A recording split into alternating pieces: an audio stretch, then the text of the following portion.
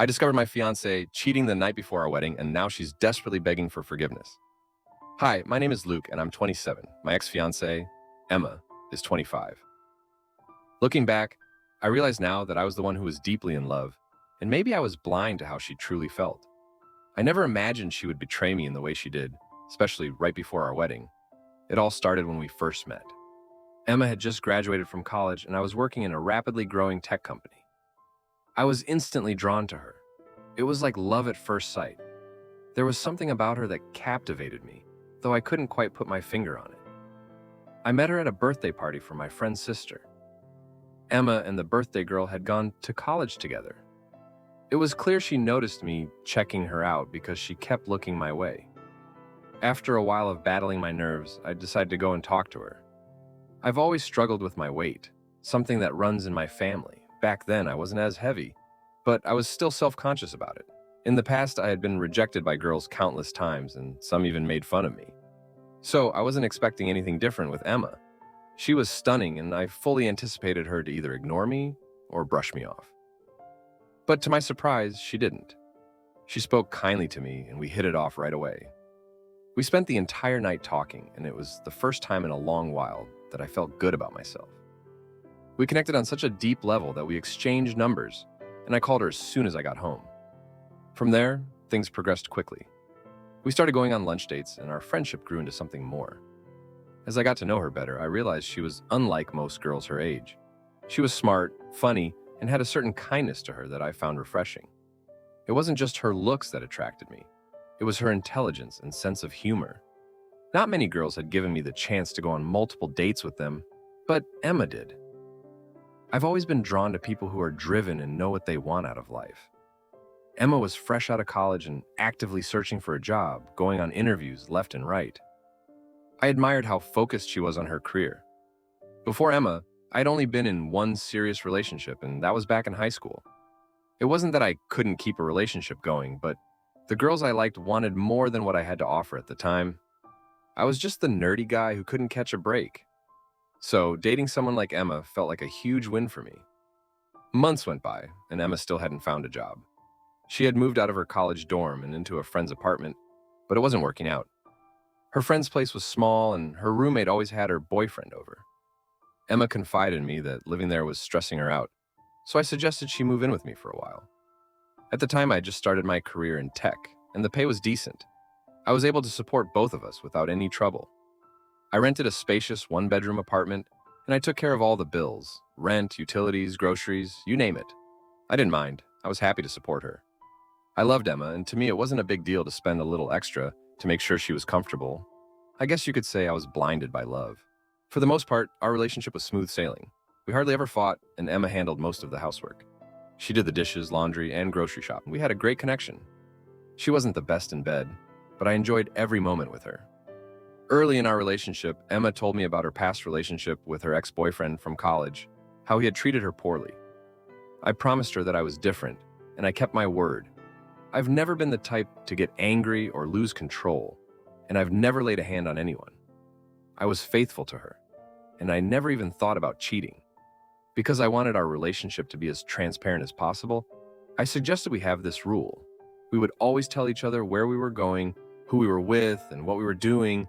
I wanted her to know I had nothing to hide and that I was serious about our future together. As time went on, we introduced each other to our families, and soon we knew each other's friends too. Emma had a best friend named Leah, who was practically a part of our lives. She would hang out with us all the time and often stayed over at our place. Leah and Emma had been roommates back in college. Leah worked as a retail store manager, and she lived with her sisters. Emma had even gotten a job offer from the same store, but she turned it down because she wanted something in the corporate world. I figured Emma had gotten comfortable with me supporting her. Leah would sometimes tease Emma, calling her spoiled, but Emma always insisted she had worked hard all her life and deserved to be taken care of now. One evening, while we were out celebrating my promotion at a nice restaurant, Emma brought up the idea of getting married. I was caught off guard at first, but it wasn't entirely unexpected. I had been thinking about proposing to her, but I wanted to make sure everything was right. I told her we'd get married when the time was right, and she smiled. In truth, I was waiting for her to land a job before we took that step. I'd even bought a ring, but I was waiting for the perfect moment to propose. As it turned out, Emma found the ring hidden in my closet, so I had to propose sooner than I had planned.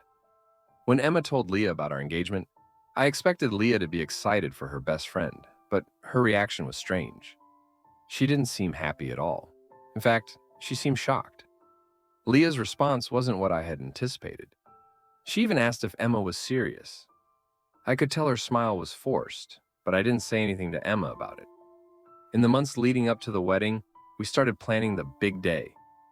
Emma wanted a huge, lavish wedding, but I was more practical. I didn't want to spend a fortune on a single day, especially since I was the one paying for everything. I was thinking about the future, about starting a family and saving for a bigger place. But Emma wouldn't budge. She wanted the fairy tale wedding regardless of the cost. To make things more complicated, Emma got a job just 2 months before the wedding. I thought she would contribute to the wedding expenses, but that didn't happen. She spent all her earnings on her gown, shoes, and bridesmaids' outfits, leaving me to cover the venue, food, and pretty much everything else. Then, about 2 weeks before the wedding, Leah started texting me more often. She would ask how I was doing, send me random good morning texts, and check in with me even when she and Emma were out shopping. It was strange, but I didn't think too much of it. After all, Leah was Emma's best friend. But soon it became too much. I had to ask her to stop texting and calling me so often.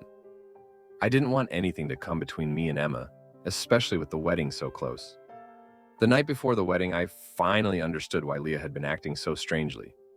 We were all staying at the hotel, and I was downstairs in the club with some of my groomsmen when Leah called me. She said there was something I needed to see. I didn't want to go at first. I thought she was trying to seduce me or something.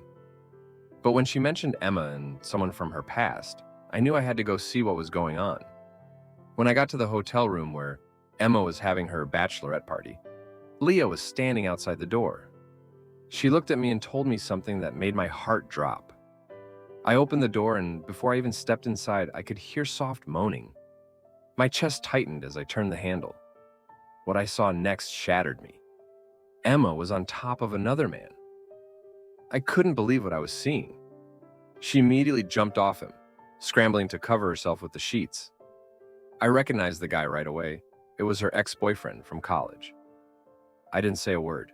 I just stood there, tears in my eyes, before turning around and walking out. My friend who had come with me tried to comfort me, but I was too numb to respond. As I walked down the hall, I heard Emma yelling at Leah, accusing her of ruining everything. Leah shouted back, saying, "I told you Luke deserved better. You were supposed to end things with your loser ex." But I didn't care about their argument. All I knew was that the woman I was about to marry had been lying to me the entire time. The next morning, I woke up to a flood of missed calls from Emma and our friends. When I stepped out of my room, Emma was already in her wedding dress, looking distraught.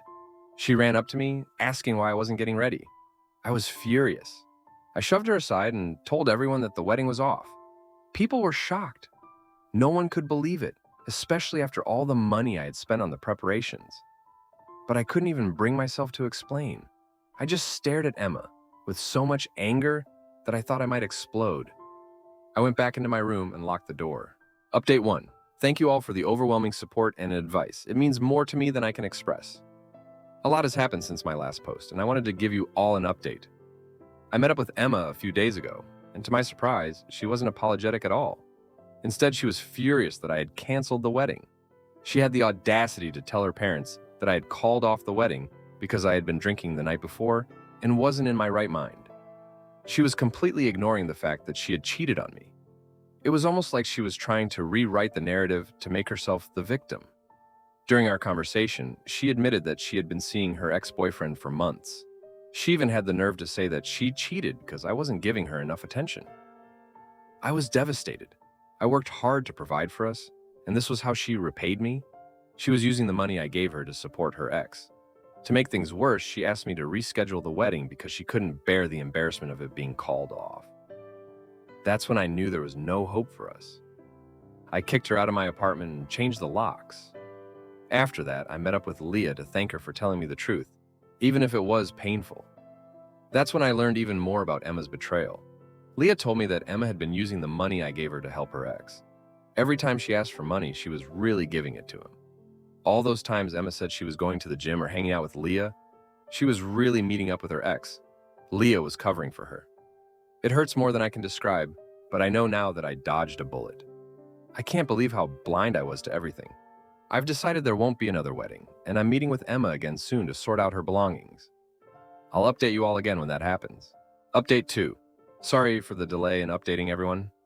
A lot has happened since my last post. I met with Emma again about 3 weeks ago, and things took an unexpected turn. During our meeting, Emma looked me in the eyes and said, "Do you really think calling off the wedding is going to help you find someone better? No woman in her right mind would want to be with a guy like you. You should feel lucky I even agreed to marry you." I was speechless. I'd never been insulted like that in my life, especially by someone I once loved. It hurt, but at the same time, it made me realize that Emma had been using me all along. I knew then that I couldn't marry someone who thought they were doing me a favor by being with me.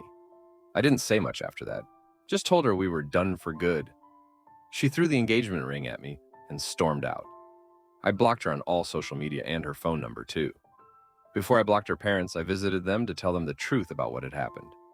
They were devastated when they found out about Emma's betrayal. About a week later, Emma started calling me again, but this time from a different number.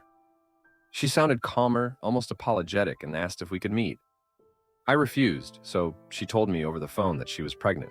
I didn't believe her for a second. I laughed and told her it wasn't even close to April Fool's Day before hanging up. She didn't give up, though. She kept calling, so I had to block that number as well. I found out later that her ex had left her after finding out she couldn't support him anymore. Desperate, she tried to pull one over on me by claiming she was pregnant. 2 days ago, she even showed up at my house uninvited. Leah was with me when it happened, and Emma lost it. She started yelling, accusing Leah and me of having an affair and blaming Leah for ruining her life. I had no choice but to call the police. Yesterday, I filed a restraining order against her. I'm still trying to process everything, but I know one thing for sure. I'm better off without her. As for Leah and me, there's nothing romantic between us. She's been supportive through this whole mess, and I'm grateful for that.